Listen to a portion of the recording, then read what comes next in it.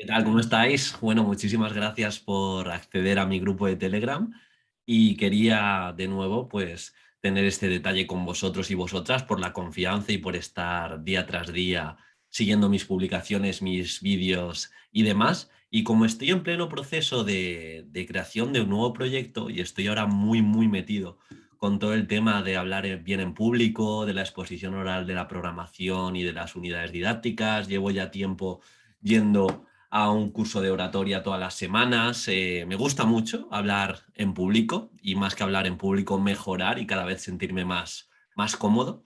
Pues bien, he ido a los orígenes, he ido al libro del que todos hablan, del que prácticamente todas las formaciones cogen de referencia y es el de Dale Carnegie de cómo hablar bien en público. No sé si lo conocéis, yo hace ya unos 6 o 7 años me leí su libro de cómo ganar e influir en las personas o cómo ganar amigos. Ahora no recuerdo bien el título, pero te habla de relaciones sociales y es uno de los libros de referencia. No sé si era Steve Jobs, que siempre decía que es el libro que más ha leído en la vida, o sea, que ha leído y releído.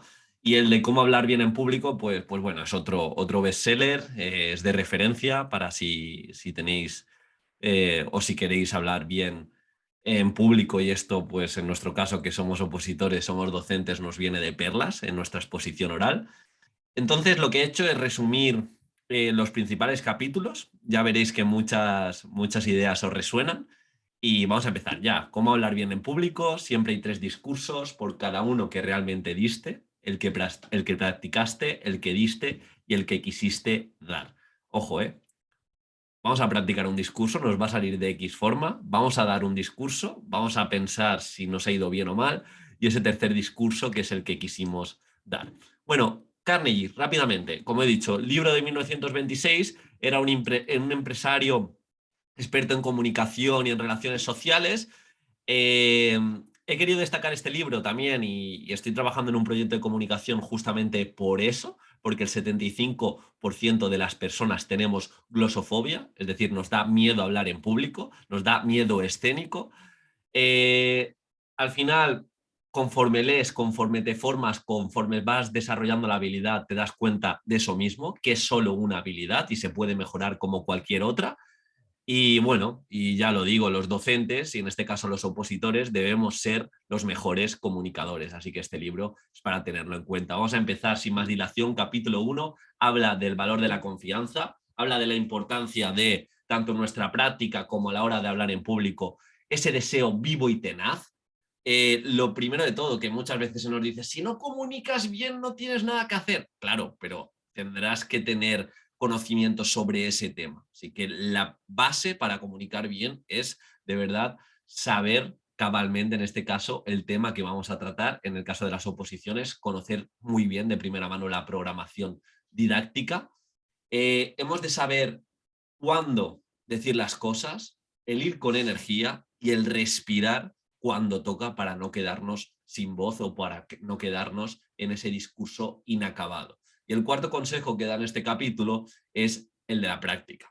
Nos viene a decir que todos los grandes referentes de la comunicación tienen 2 cosas en común. Uno son que están nerviosos y otro es que practican muy por encima de la media. Muchas veces ese miedo escénico, ese miedo a hablar en público, esa poca confianza en uno mismo, no viene de algo divino, sino viene de la falta de práctica y de la falta de conocimiento del tema. Así que vamos a partir de ensayo, siempre con cabeza, obviamente. ¿Qué ha salido aquí? Vale. Capítulo 2 habla de la confianza durante la preparación, nos dice que, de nuevo, la importancia de la preparación, nos habla... Es curioso el libro, como pues, ¿cuánto hace?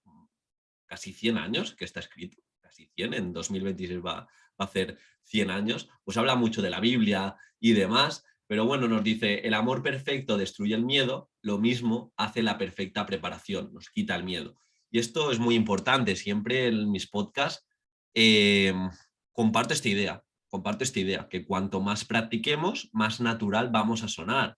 Y durante la preparación nos tenemos que creer esa confianza y hemos de prepararnos y hemos de tener rituales para la preparación, para los simulacros que hagamos, abordarlos desde la confianza, para que el día del examen nos salga confianza. Si nosotros ya en la preparación titubeamos, no tenemos confianza en uno mismo, pues esto simplemente lo vamos a replicar el día del examen. Así que durante la preparación hemos de repetir esas condiciones reales y en todos los sentidos. Capítulo 3 habla de algunos famosos, como cómo se preparan antes de dar un discurso. Destaca a Chaplin, que hacía un juego con su compañero, que era intentar hablar un minuto sobre una palabra sin decir esa propia palabra. Era una forma de empezar un discurso, pues bien, a nivel de dicción, a nivel de creatividad, a nivel de interconexiones mentales, pues estar lúcido.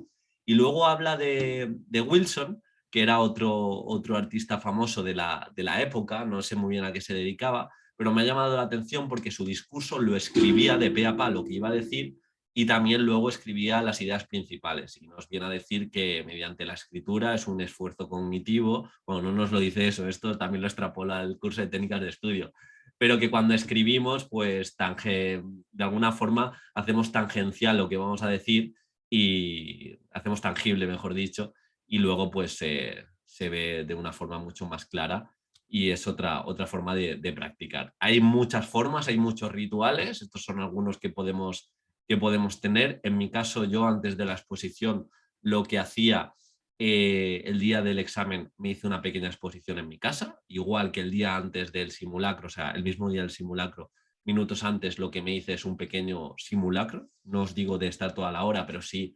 tener los músculos de la cara preparados y los músculos de la lengua preparados y demás. Y esto sería un poco, copiar algunos rituales para estar preparados, no simplemente a ver cómo me sale y no he entrenado y he practicado nada. Capítulo 4 habla de la memoria, de la importancia de crear historias que las vamos a recordar más, de hacernos visuales las diapositivas para que no se nos olviden las cosas y de hacer como relaciones simbólicas y significativas de aquellas ideas importantes que vamos a decir. Habla un poco de la técnica de la cadena, en 1926 ya, es decir, de intentar hacer asociaciones grotescas, un poco en relación con el Palacio de la Memoria, para no olvidar nuestros discursos. Así que si vamos a hacer ideas clave o vamos a decir algunas ideas clave en la metodología, pues quizá nos podemos crear una pequeña historia para que no se nos olvide, que no se nos olvide decir neurociencia, cooperativo y evaluación formativa, pues no sé, me puedo inventar un científico loco que siempre coopera con otros científicos para alcanzar la formación perfecta. Y ahí yo acordarme de neurociencia, cooperación y formación, evaluación formativa. Es un ejemplo así rápido que os digo, pero bueno, nos habla de que es importante también la memoria y hacernos sencillo para recordar el discurso.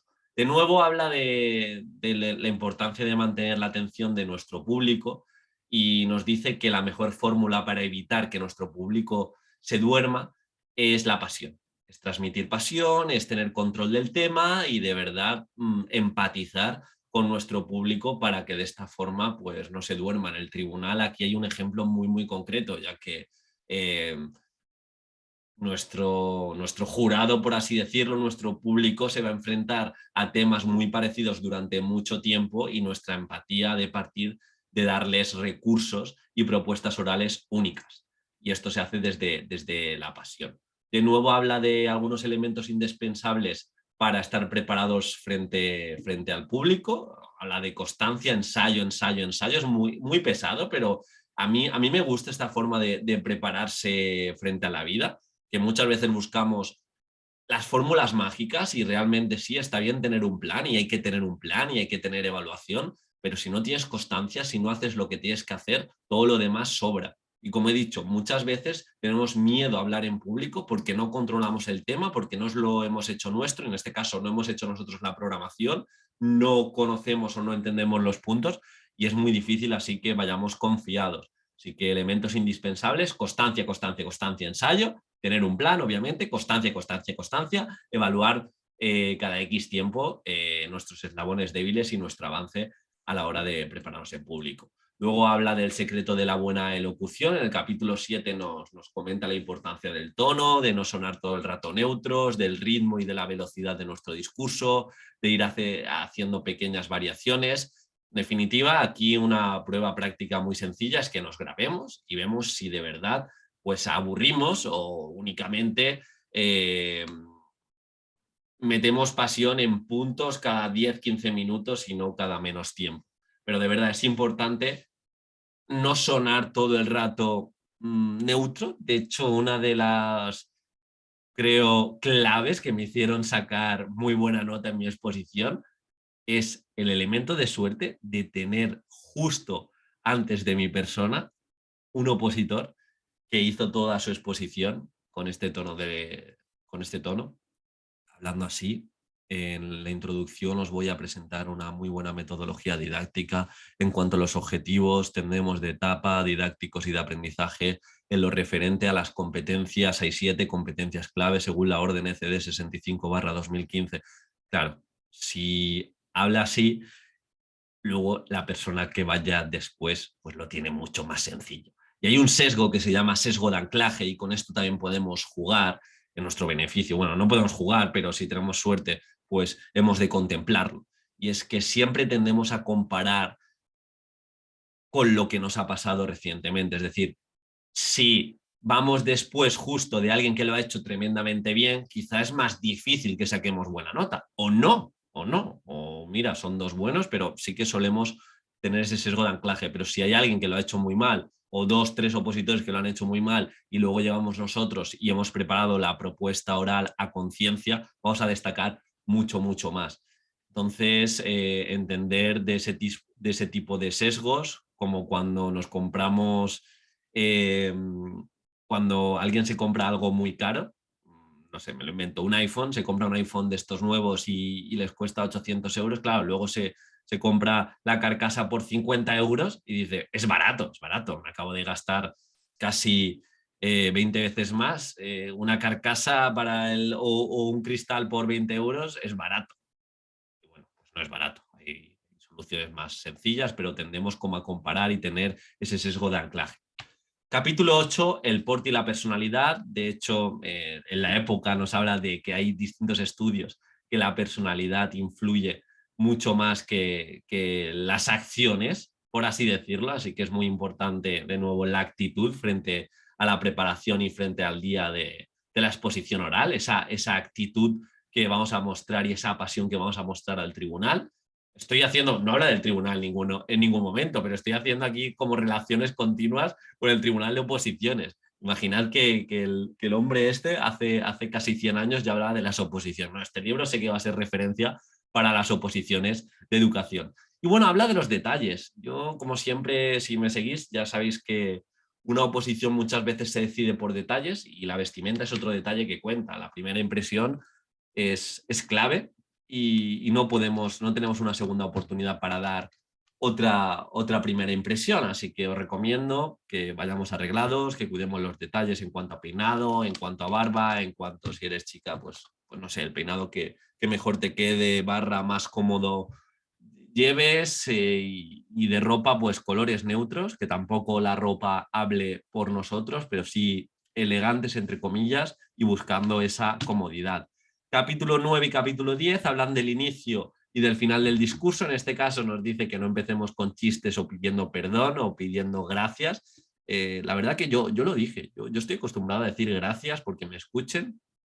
No le quito mérito, o sea, no le quito puntuación a mi exposición, pero sí que es cierto que quizá es algo muy reiterativo, que hacen muchos opositores, el de dar las gracias, el de hay que ser educado, pero tampoco redundar y ser empalagoso, por así decirlo. Así que no empecemos con chistes, obviamente, la exposición y pidiendo disculpas, y sí que podemos empezar pues creando una historia potente, un ejemplo preciso, un dato impactante, tirando de un objeto, una cita célebre, aunque las citas ya están muy manidas, pero bueno, si la cita está referida y relacionada con nuestro propósito decente, mejor que mejor, y creando expectación y curiosidad. O sea, vamos a buscar la fórmula que mejor nos quede. Sí que quizá no recomiendo utilizar las citas que utiliza todo el mundo, pero buscar ese inicio propio y genuino para captar la atención. Y por último, cómo finalizar un discurso. Nos dice que no finalicemos con fórmulas de, bueno, esto es el final, no sé muy bien cómo acabar, hasta aquí ha llegado, quiero hacer un pequeño resumen. Son como fórmulas muy, muy repetitivas que van a escuchar una y otra vez, así que está bien que hagamos un pequeño resumen, una pequeña recapitulación, pero siempre acabar en alto. Está bien, de nuevo, pues que con elegancia destaquemos y le demos gracias por su confianza y también mostremos desde el optimismo aquello que vamos a aportar. Si el humor se nos da bien, pues estaría bien también hacer algún chascarrillo, pero si se nos da bien, no sé si en las oposiciones esto es lo mejor. Estoy hablando ahora sí del libro y bueno, de nuevo nos dice que mediante una cita. Si os sirve, yo sí que con una cita. Acabé con una cita que más o menos resumía mi propósito docente y creo que es algo importante que debemos trasladar a nuestro tribunal, que más allá de lo que nos marque el currículum, pues nosotros tenemos un propósito como tal. Algunas conclusiones que he podido extraer del libro para las oposiciones: que cuides el inicio y el final, que empatices con tu público, en este caso el tribunal, que ensayes como un poseso, que comuniques y cuentes historias a diario, cada semana, para hacerte muy buen comunicador. Y al final es una habilidad transversal que te va a servir para dar clase y para todo en esta vida, y que entrenes tus debilidades conforme te grabes, conforme te pongas a prueba antes del día del examen. Equivócate, equivócate y vuélvete a equivocar para que el día del examen pues todo esto ya lo lleves recorrido. Así que espero que te haya gustado este pequeño resumen. Entiendo que muchas cosas ya las sabías. Ahora nos tenemos que hacer la pregunta de si las estamos aplicando con excelencia, si de verdad estamos haciendo lo que tenemos que hacer, que aunque no tengamos la programación hecha o las unidades didácticas hechas a día de hoy, pues ya es tiempo de ponernos a exponer con lo mínimo, que tampoco es tan difícil, no necesitamos tener una defensa palabra por palabra. Y os invito, eso sí, a mi webinar sobre comunicación. Apúntate, que me encantaría verte. Entonces te apuntas, te va a llegar el enlace el mismo día que es el webinar y nos vemos muy pronto. Espero que te haya aportado y también, como este vídeo está en oculto, me puedes dejar en los comentarios qué libro te gustaría que resumiese el siguiente. Si me lo he leído, perfecto, y si no, y si es bueno, pues quizá me lo lea y te lo resumo en un ratito, no, en unos días. Un abrazo y te veo en el webinar.